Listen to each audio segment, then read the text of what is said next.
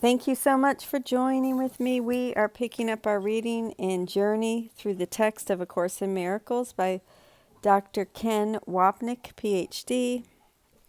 And this is Chapter 7, The Gift of the Kingdom.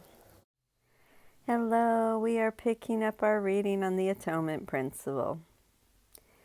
Here are some of the many references to the Atonement Principle. It is always helpful to be reminded how often this theme is repeated in our symphony. You may not know your own creations, but this can no more interfere with their reality than your unawareness of your spirit can interfere with its being. This is another way of enunciating the principle of the atonement. The separation had no effect, which means it never happened. No matter what we believed when we fell asleep and dreamt of separation, sin, guilt, fear, attack, and death, it had no effect on reality. When our eyes open at last and we awaken from the dream, we will know that creation has remained as it always was. Your creations are protected for you because the Holy Spirit, who is in your mind, knows of them and can bring them into your awareness whenever you will let Him.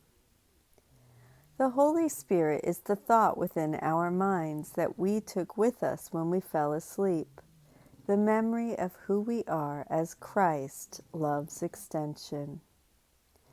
As the extension of His self, God's creative love flows through us as our creations, except there is no us for it to flow through. We forever remain as God created us, the non-personal Christ, whose self has never left the undifferentiated oneness of its source. Disobeying God's will is meaningful only to the insane. In truth, it is impossible. Your self-fullness is as boundless as God's.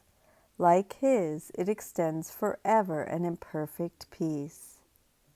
Its radiance is so intense that it creates imperfect joy, and only the whole can be born of its wholeness.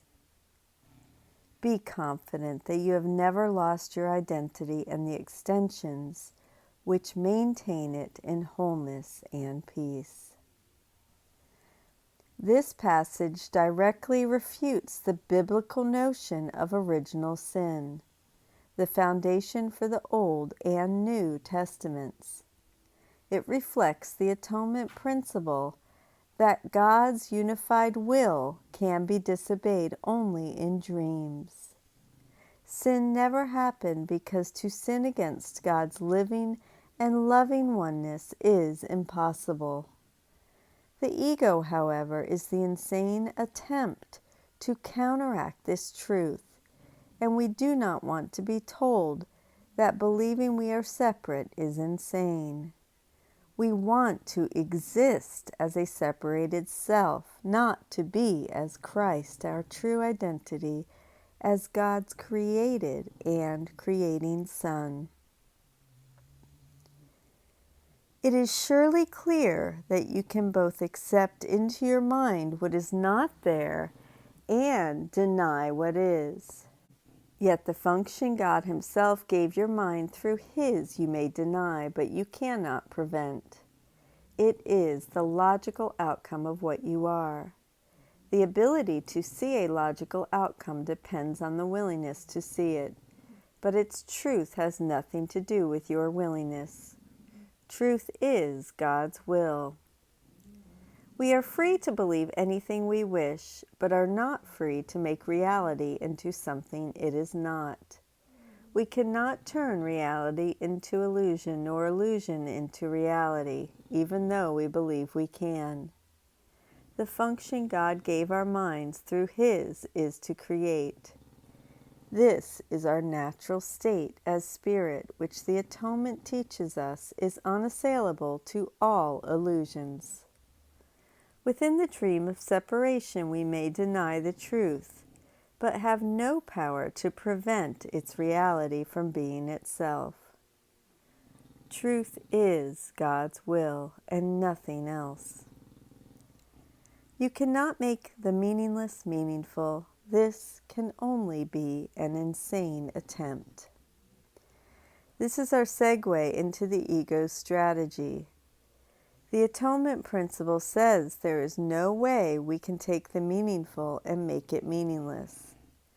From the belief we have done so arose the insane thought of separation.